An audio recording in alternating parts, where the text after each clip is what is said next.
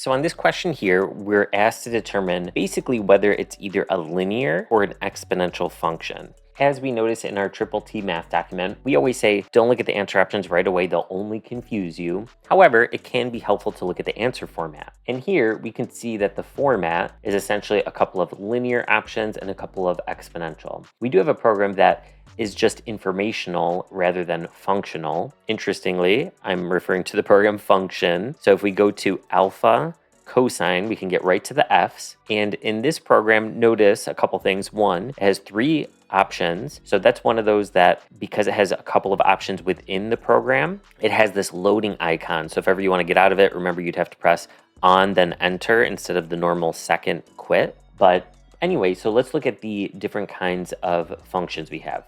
Let's choose linear, and notice you have these 3 forms, and we have options A and B in slope-intercept form. Now, because after the word done, I haven't done any kinds of computations or anything to really get out of this program, if I press enter again, I get right back into that same program. Let's go to option 3, exponential.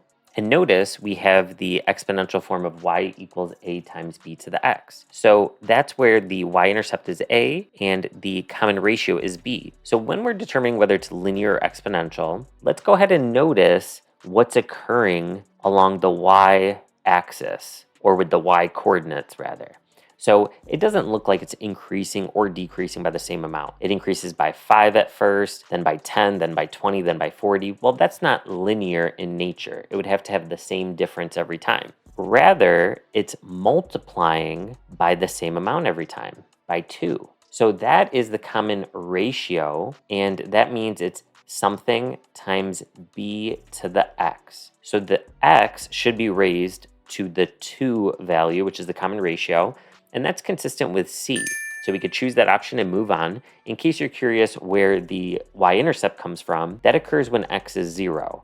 So we're looking for the term right before the first one that's given to us.